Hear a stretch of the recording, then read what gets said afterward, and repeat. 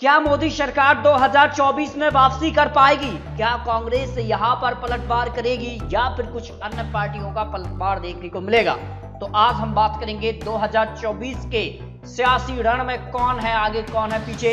ये महासर्वे पूरे देश के अंदर का है और लॉकडाउन के पहले का ये महासर्वे है और इसमें किस पार्टी को कितनी सीटें बड़े चैनल ने यहाँ पर दिखाई है। राजस्थान, उत्तर प्रदेश, मध्य प्रदेश, गुजरात, महाराष्ट्र, तेलंगाना, उड़ीसा, बिहार, पूरे देश के सभी बड़े राज्यों पर यह महासर्वे किया गया है।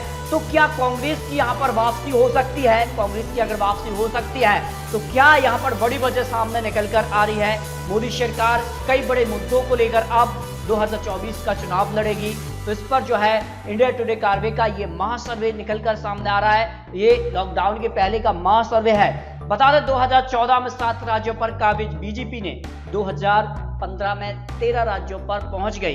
यानी साफ तौर पर 2014 से मोदी सरकार कामकाज पर जो है लगातार ग्राफ बढ़ता जा रहा है। और अब क्या होने वाला है? जिस प्रकार के राज्यों में यहाँ पर बीजेपी ने चमक अपनी दिखाई, इसके बाद अगर देखें 2016 में 15 राज्यों पर बढ़कर 2017 में बीजेपी की सत्ता बढ़कर 19 राज्यों तक पहुंची।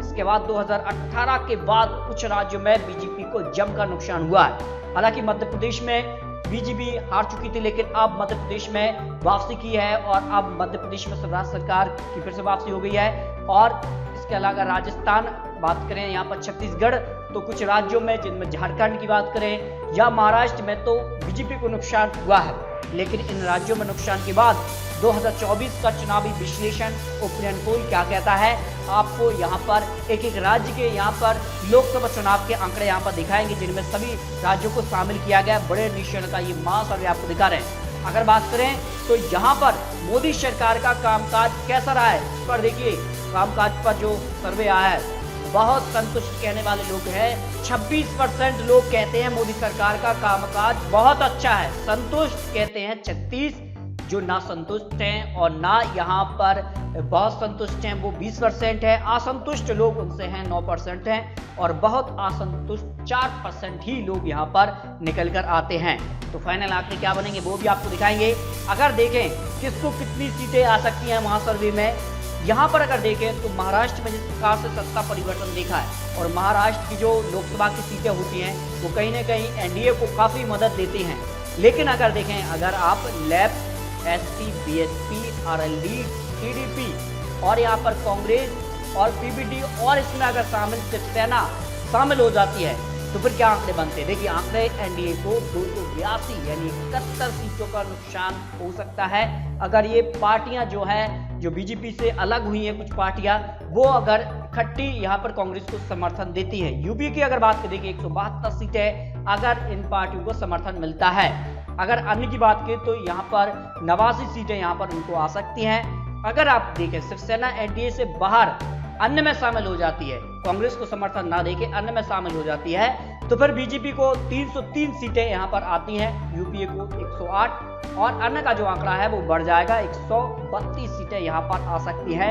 एनडीए को 303 सीटें, मतलब बहुमत का आंकड़ा जो है एक बार फिर से वो छूती नजर आ रही है। इसके अलावा अगर एक और आंकड़ा आपको दिखाएं जिसमें आम आदमी पार्टी और यहाँ पर तृणमूल कांग्रेस यानी टीएमसी, पश्चिम बंगाल सरकार और शिवसेना यूपीए में शामिल हो जाती हैं, तब क्या आंकड़ा बनता है? तब देखिए आंकड़ा क्या कहता है, यूपीए 230 सीटें, मतलब आंकड़ा जो है बहुमत का उससे काफी ज्यादा नजदीक यहाँ पर नजर आ रही है। आप यूपीए यहाँ पर एनडीए की बात करें तो 264 सीटें यहाँ पर मिल सकती हैं, अन्य की बात करें तो 49 सीटों तक पहुंच सकती है। अगर कुछ और आपको ग्राफ दिखाएं, शिवसेना एनडीए से बाहर और अन्य में शामिल होती है तो फिर क्या जो ग्राफ है वो आप देख सकते हैं। मोदी सरकार का ग्राफ देखें आप, यहाँ पर 2018 में 281 सीटें उनको मिल सकती थी, 2000 जनवरी 19 में 237, लेकिन ये ग्राफ यहाँ पर बढ़ा। आम चुनाव जो हुए थे उसमें 2019 में लोकसभा चुनाव 353 सीटें, उसके बाद ये आंकड़ा और बढ़ा। अगस्त में ये आंकड़ा 357 हुआ और जनवरी 2020 में 303, मतलब ग्राफ थोड़ा सा कम हुआ है, लेकिन इतना ग्राफ कम नहीं है कि 2024 में बीजेपी यानी एनडीए को जो आंकड़ा है वो ना प्राप्त हो। ये आंकड़ा यहाँ पर निकल कर आता है। अब देखिए अगर कांग्रेस का आंकड़ा दिखाएं तो 122 सीटें 2018 में, 2019 जनवरी में 166 और आम चुनाव में जो है 93 सीटें ही हासिल हुई।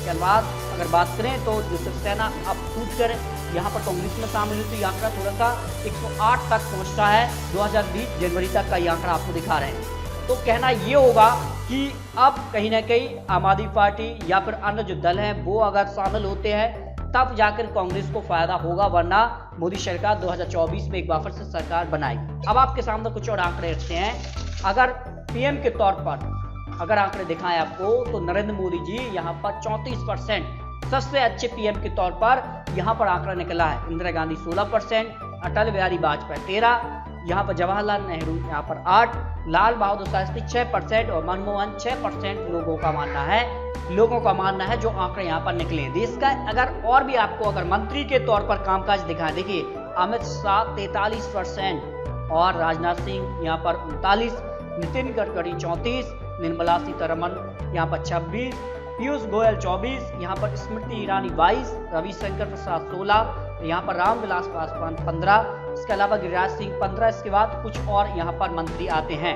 तो दोस्तों ये 2024 के लिए यहाँ पर आंकड़े निकल कर आए हैं और 2024 में आंकड़ों के हिसाब से एक बार फिर से एनडीए जो है सरकार बनाने के आंकड़े तक आसानी से पहुंचती नजर आ रही है। लेकिन फिर भी आपको क्या लगता है, अपनी राय कमेंट बॉक्स में रखिए। 2024 चुनाव में किसकी होगी जीत, किसको कितनी सीटें आ सकती हैं, और इसी प्रकार की जानकारी के लिए चैनल को सब्सक्राइब जरूर कर लीजिए।